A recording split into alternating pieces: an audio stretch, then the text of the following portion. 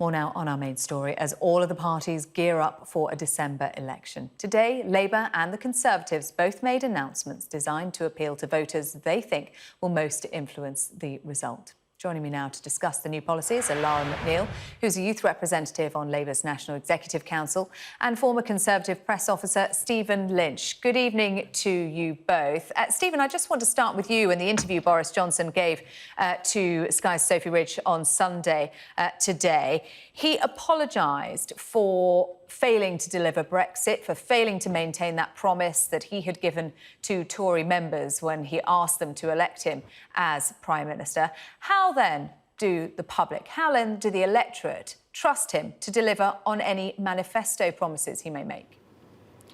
Well, on this issue, Sarah, I think the Prime Minister has made it quite clear since he was elected leader of the Conservatives that he would do his level best to deliver Brexit by the 31st of October. I'm sorry, Stephen, to interrupt you so soon, but level best is rather different to do or die dead in a ditch, isn't it?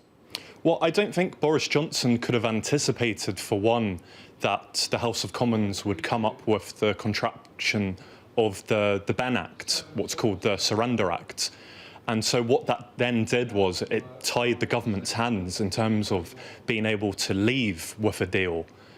Boris faced tremendous opposition and scepticism that he would be able to bring a new deal back to the House of Commons and that he'd be able to remove the backstop. He succeeded in doing both of those things, even with this wall of opposition around him in the House of Commons. And I think that's what the electorate will see, that he's tried his level best.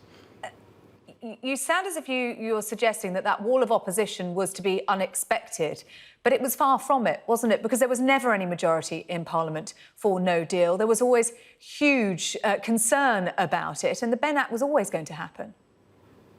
I don't accept that they could have foreseen legislation like the Benn Act. You're absolutely right to highlight that the arithmetic in the House of Commons was always going to be challenging when Boris became Prime Minister, and he has worked incredibly hard to bring the Eurosceptic ERG group on side with this, and he managed to succeed in getting every single one of them to support his deal in principle before the House of Commons then voted down what was called the programme motion, which was the amount of time allotted to debating the deal.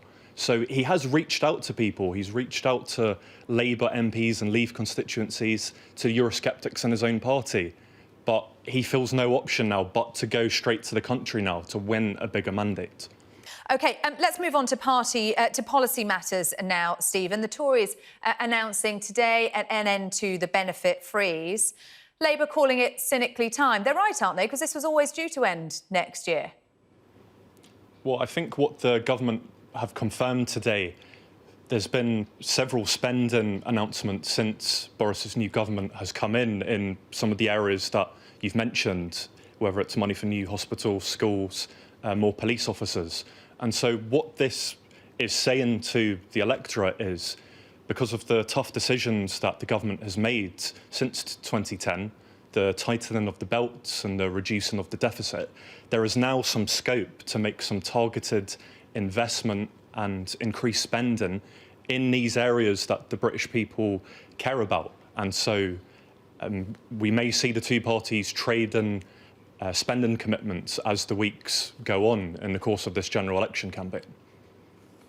Stephen Lynch, one more for you about the polling. An 8-point lead for the Tories, according to one of the latest polls. That's not going to be enough to win a majority. And Jo Swinson, the Lib Dem leader, not ruling out a Remain alliance. That's looking very bad news for Boris Johnson, isn't it? I think the picture is clearly very fluid right now. I think people rightly are reluctant to make any predictions here. I think you also have an element of what's going on in Scotland. You have the SNP with perhaps resurgent support up there, and you raised the issue of these Remain parties cooperating with each other to keep Leave MPs out as well.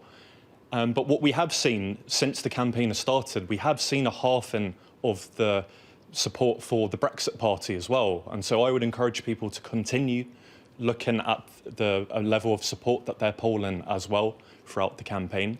Okay. And yeah, clearly there's going to be some tactical voting between the Tories and Brexit supporting voters in the north of England as well. So it's a very complicated picture. We are out of time. Stephen Lynch, Lara McNeill, thank you both. Thank you.